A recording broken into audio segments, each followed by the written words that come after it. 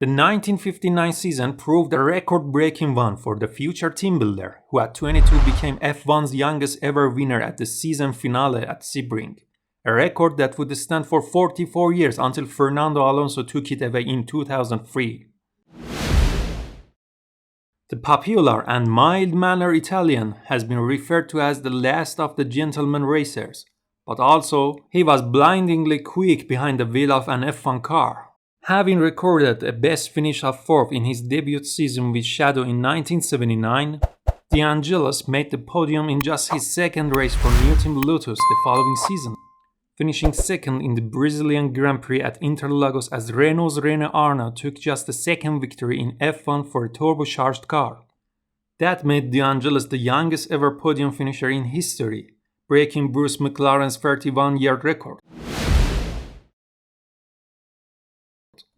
Ralf Schumacher makes this list having scored a podium in just his third race in Formula One with Jordan, though in truth his achievement was overshadowed somewhat by the circumstances in which it occurred.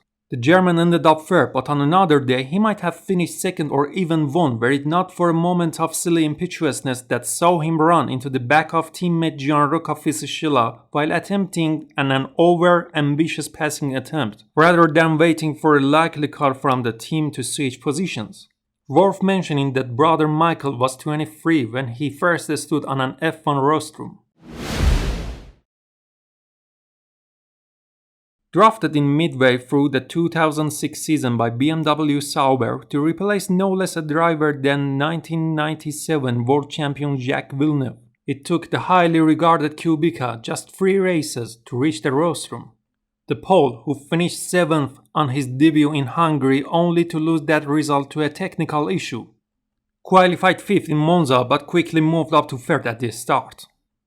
Then he vied for position with Ferrari's Felipe Massa and Renault's Fernando Alonso throughout the race before sealing the final slot on the podium when Alonso's engine let go in the latter stages.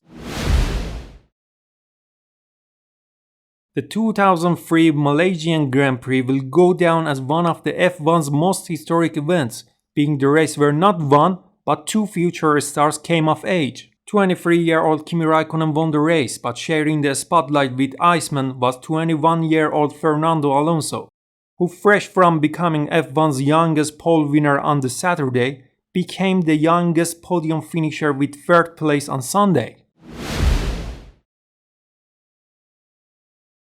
As F1 debuts go, Kevin Magnussen could hardly have hoped for more. Promoted to McLaren in place of Sergio Perez, the Dane wasted no time settling into his new surroundings. Having out-qualified teammate Jenson Button, 4th on the grid became 3rd at the end of lap 1, and Magnussen effectively held a station to the checkered flag. The story didn't end there, however. Red Bull's Daniel Ricciardo was excluded and Magnussen inherited 2nd. Though even without that, it had been a debut to remember.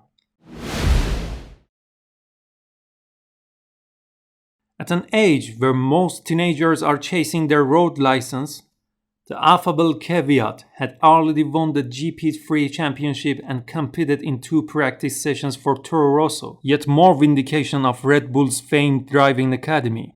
But it was 2015 when Kvyat truly made his mark in the record books.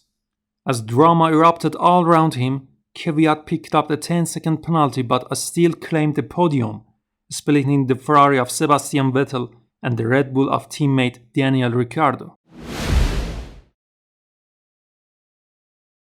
Happy-go-lucky off track, the talented driver Sebastian Vettel had made waves from the moment he stepped into F1.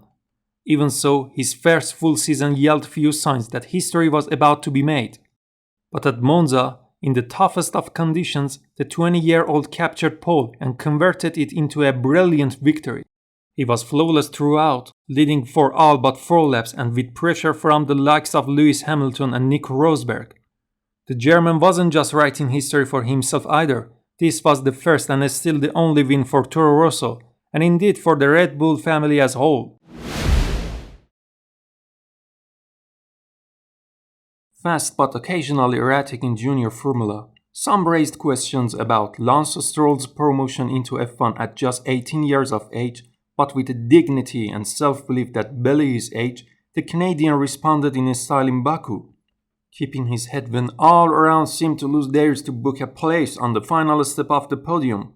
It could have been better, of course, but that was no great shame. He is the youngest rookie in history to clinch a podium, and the youngest driver ever, just 11 days older than Verstappen when the Dutchman won in Spain. No driver in F1 history has achieved so much so soon.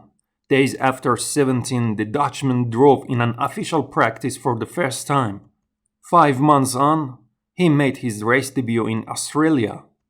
1 year on, more headlines were written, first by a mid-season promotion from Toro Rosso to Red Bull, and then, in the first outing with his new team, by an outstanding victory in Barcelona. At 18 years and 228 days, he shattered Sebastian Vettel's record as both the youngest podium finisher and winner in history. So at the end, please let us know at the comments below, in your opinion, who can be on this list in the future? Which of these drivers' records will be broken?